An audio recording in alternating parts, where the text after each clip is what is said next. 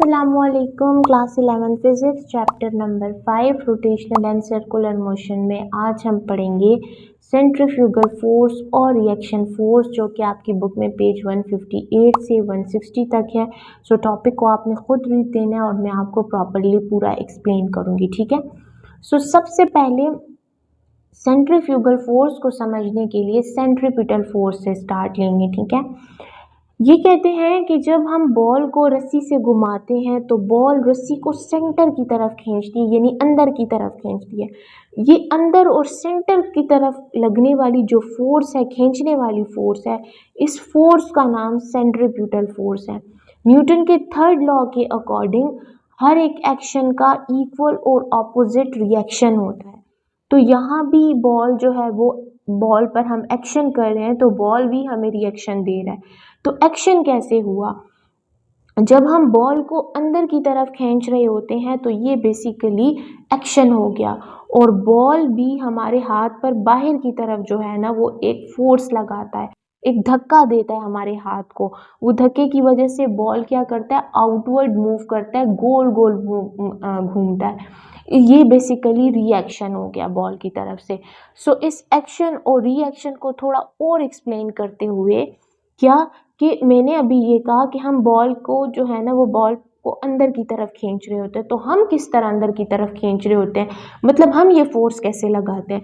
तो जब हम हाथ को सर्कल में मूव करते हैं, ठीक है, हाथ को जब हम सर्कल में मूव कर रहे होते हैं तो रस्सी खुद ही बॉल को अंदर की तरफ खींचती है। जैसे आपके हाथ में बॉल है, ठीक है, आप उसको गोल घुमा रहे हैं, अगर आप रस्सी को अंदर की तरफ खींचेंगे तो क्या हो जाएगा, वो टाइट हो जाएगी। लेकिन और अंदर की तरफ खींचेंगे तो बॉल क्या करेगी, गोल गोल मूव करेगी, ठीक है, घूमेगी। अगर आप रस्सी को थोड़ा ढीला छोड़ दें तो क्या हो जाएगा कि वो आप बॉल जो है वो रस्सी ढीली हो जाएगी और बॉल आपके हाथ से गिर जाएगा। मतलब हमारा हाथ का घुमाना ही असल में बॉल को हर वक्त अंदर की तरफ खींचता है। बेशक वो हमें फील नहीं होता, बिकॉज वो एक लाइट और कॉन्टिन्यूस मोशन है। अब रिएक्शन की तरफ आते हैं।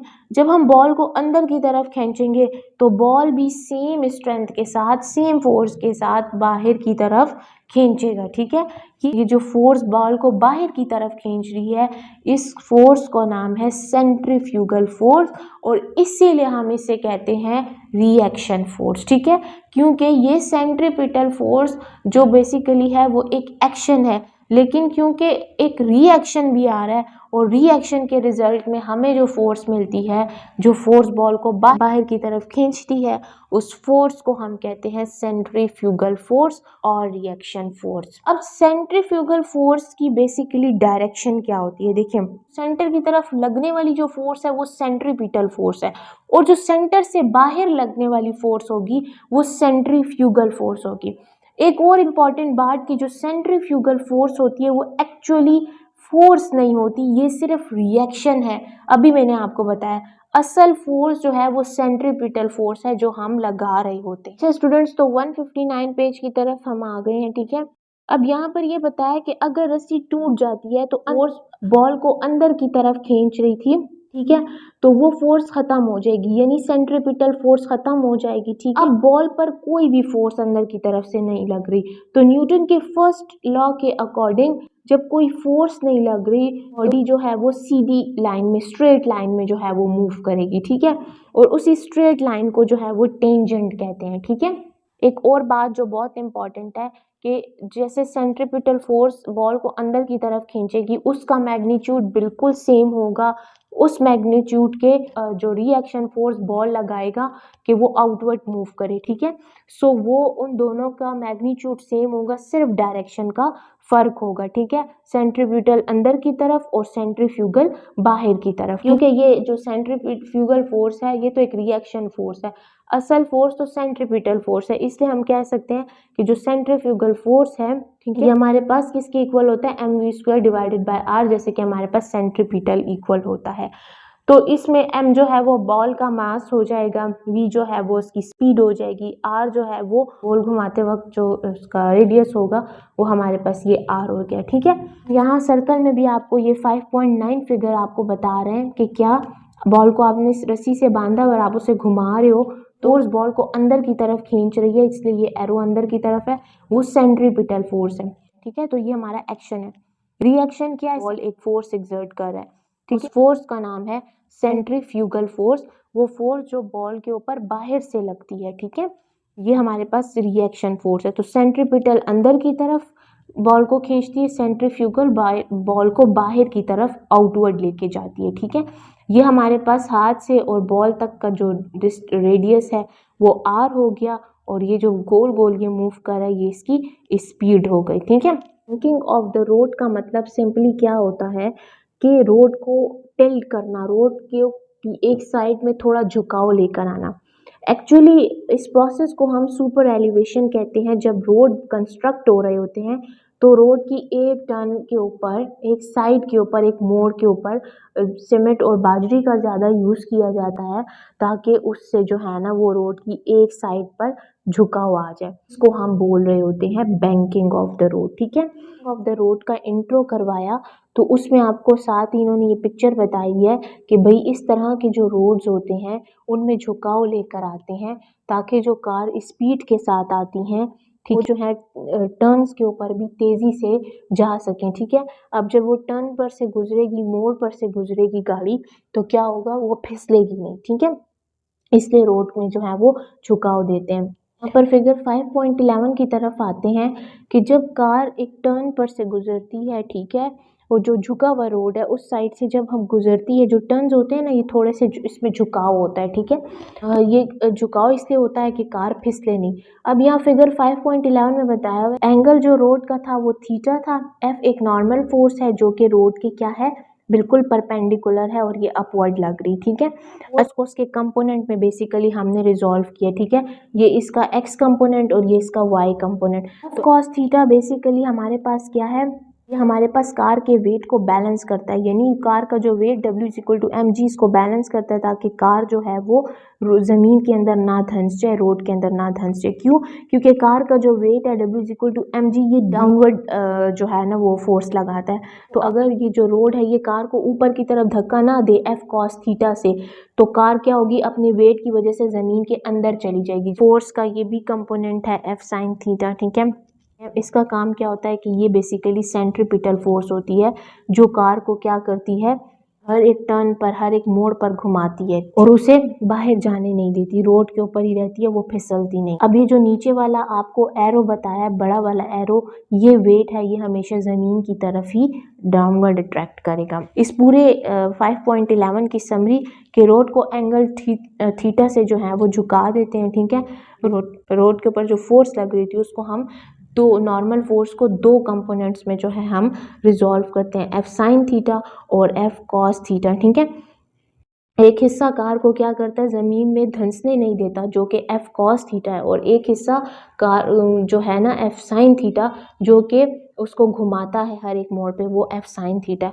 तो बेसिकली ये थी इस 5.11 फिगर की पूरी समरी। ठीक है, अच्छा 160 पेज पर ये कुछ पॉइंट्स हैं कि ये जो स्ट्रेट फ्लैट रोड्स होते हैं, इन पे इनके जो कार, इनके ऊपर जो मोड़ होते हैं, जो टर्न्स होते हैं, उसके ऊपर गाड़ी चलते हुए फिसल जाएगी, इसीलिए झुके हुए रोड बनाए जाते हैं, बैंकिंग की जाती है रोड्स की। ठीक है, ताकि कार जो है बगैर फिसले जो है अपनी जर्नी को कंटिन्यू कर सके। फ्लैट रोड्स की एक ये बात होती है कि अगर चले हम मान लेते हैं कि उसके ऊपर गाड़ी जो है वो टर्न ले सकती है, लेकिन वो उसी सूरत में नहीं फिसलेगी और टर्न ले सकेगी, मुड़ सकेगी, वो तब जब रोड और टायर्स के दरमियान क्या होगा, काफ़ी ज़्यादा फ्रिक्शन होगा। ठीक है, अगर फ्रिक्शन ना हुई तो गाड़ी क्या होगी, एग्जैक्टली फिसल जाएगी। तो फ्रिक्शन ही कार को जो है वो टिल्ट करेगी या मोड़ में उसको पकड़े रखेगी। ठीक है, ताकि वो फिसले नहीं। अगर फ्रिक्शन ना हुई तो फिर ख़त्म काम। ठीक है, गाड़ी गई, फिसल गई। अगर इसी वजह से, इसी प्रॉब्लम के सोल्यूशन के लिए कि भाई अगर फ्रिक्शन ज़्यादा नहीं होती तो इस सिचुएशन में तो ये जो है ना वो रोड्स के ऊपर जो है वो कार्स जो है फिसल जाएंगी, या अपने वेट की वजह से वो ज़मीन में भी धंस सकती हैं। तो अगर हम नहीं चाहते कि कार सिर्फ फ्रिक्शन पर डिपेंड करे, तो इससे लिए हम ये बैंकिंग ऑफ रोड को जो है ना वो इंट्रोड्यूस किया जाता है, ताकि जो है वो गाड़ियाँ जो है वो सिंपली अपनी जर्नी को कंटिन्यू रख सके। बैंकिंग जो है वो बेसिकली फ्रिक्शन की ज़रूरत को कम कर देता है, ठीक है। यहाँ पर जो पॉइंट राइज किया है वो यही था कि रोड को कितने एंगल से हमें उसको हम बैंक करें, टिल्ट करें कि भाई हमें फ्रिक्शन की ज़रूरत ही ना पड़े, ठीक है। अच्छा, कार में हम एक पॉइंट मान लेते हैं जो कि नॉर्मल फोर्स एफ को जो हमने दो कंपोनेंट्स में जो है हमने रिजॉल्व किया था। एक उसका एफ साइन कंपोनेंट था, ठीक है, एफ साइन थीटा कंपोनेंट था, और एक F cos theta F sine component था। तो एफ हॉरिजॉन्टल कंपोनेंट उसका कौन सा था, एफ साइन थीटा था, ठीक है। तो ये जो एफ साइन थीटा है बेसिकली ये हमारे पास क्या है, ये हमारे पास सेंट्रीपिटल फोर्स है। तो स्टूडेंट्स यहाँ पे देखें मैंने इस इक्वेशन को प्रॉपरली सॉल्व किया है, ठीक है। ये जो tangent theta is equal to v square divided by g r आता है, ठीक है, इसको प्रॉपरली मैंने सॉल्व किया है। अब यहाँ पर आप देखें हमने कहा था कि हमें एंगल रोड को हम किस एंगल से झुकाएं कि हमें फ्रिक्शन की ज़रूरत ही ना पड़े। तो जो हमारे पास नॉर्मल फोर्स थी उसके दो कंपोनेंट्स थे, एक हॉरिजॉन्टल कंपोनेंट और एक वर्टिकल कंपोनेंट। तो हॉरिजॉन्टल कंपोनेंट जो हमारे पास था वो एफ साइन थीटा था, ठीक है। तो वो क्या हमारे पास था, वो सेंट्रीपिटल फोर्स था, ठीक है। और इसीलिए इस इक्वेशन को F sine theta equal to centripetal force का formula M V square divided by R, equation 1 का नेम दिया। एम इसमें मास ऑफ द कार है, V speed of the car है, एंड आर जो है वो टिल्ट का रेडियस है, जो मोड का रेडियस था। Vertical component F cos theta था जो कि हमारे पास वेट ऑफ द कार था। सो एफ कॉस थीटा को हमने एम जी के इक्वल ले लिया। अब इन दोनों इक्वेशन 1 और 2 को डिवाइड करेंगे तो F sine theta divided equal to M V square by R, और यहाँ पे F cos theta is equal to M G. यहाँ से कैंसिलेशन हो जाएगी, ठीक है। F and V square by R as it is and G भी एज इट इज आ जाएगा। यहाँ से हमने वी स्क्वायर को एज इट इज लिख लिया, ठीक है, और ये जो r था ये g से मल्टीप्लाई हो जाएगा, तो v square divided by are g. अब यहाँ पर ये आपके पास बुक में इक्वेशन आई हुई है, ये v square divided by g r, जो कि अभी हमने निकाल दिया आर जी या जी आर, ठीक है। और तो इसको हमने सॉल्व किया, वी स्क्वायर था, ठीक है, वी स्क्वायर को हम साइड में ले आए, ठीक है। तो v square is equal to g r tangent theta बन जाएगा, स्क्वायर हटाएंगे, ठीक है, तो इस पर अंडर रूट आ जाएगा, तो v square g r tangent theta ये बन जाएगा। ये भी इक्वेशन आपकी बुक में इस तरह से गिवन है। अच्छा, ये जो आपके पास कंपोनेंट था, ठीक है, एफ साइन कंपोनेंट, ये सेंट्रीपिटल फोर्स था, और ये जो कार के वेट को बैलेंस कर रहा था वो एफ कॉस थीटा था, ठीक है। अब ये जो इक्वेशन हमारे पास आई V square by are G, ये इंपॉर्टेंट इक्वेशन है क्योंकि रोड का जो झुकाव है वो थीटा सिर्फ स्पीड v पर डिपेंड करता है, ठीक है, और डिपेंड करता है किस पे, आपके पास ग्रेविटी पर डिपेंड करता है v पर, और रोड का जो झुकाव है वो थीटा किस पर डिपेंड कर रहा है, v और g पर डिपेंड कर रहा है, ठीक है। अच्छा, ये बेसिकली था इसके बारे में। अच्छा, अब यहाँ पर ये जो फिगर इन्होंने बताया हुआ है कि ये जो फिगर है ये बेसिकली हमें क्या बताता है कि अगर फ्रिक्शन ख़त्म हो जाए तो कार जो है वो सीधा बाहर की तरफ फिसल जाएगी, ठीक है। अगर फॉर एग्जांपल फ्रिक्शन बिल्कुल ख़त्म होती है रोड और टायर्स के दरमियान, ठीक है, तो कार क्या हो जाएगी, बिल्कुल बाहर की तरफ फिसल जाएगी। पिक में हमने देख लिया, ठीक है, ये जो एक कार है ये एक टिल्ट पर, एक मोड़ पर जो है ना, मोड़ को कट नहीं कर सकती, ठीक है। यहाँ से आ रही है तो यहाँ पर जो है वो फ्रिक्शन बहुत कम हो गई है, इसकी वजह से जो है वो कार फिसल गई और बिल्कुल टेंजेंशियल सीधी लाइन में जो है वो बाहर की तरफ निकल गई। यहाँ पे लिखा भी है if friction breaks the car skids away, अगर फ्रिक्शन ख़त्म हो जाती है तो फिर क्या हो जाती है, कार क्या हो जाएगा, स्किड अवे हो जाएगा, निकल जाएगा। तो इस पूरा जो टॉपिक का जो समरी है वो ये कि भाई जब आपके पास फ्लैट रोड होगा तो सिर्फ फ्रिक्शन पर हम भरोसा नहीं कर सकते, बैंकिंग ऑफ रोड ज़रूरी है, जो कि क्या हमें थीटा रखना होगा, जो कि होगा v square by g r, और डिपेंड किस पे करेगा, वी और ग्रेविटी पे डिपेंड करेगा।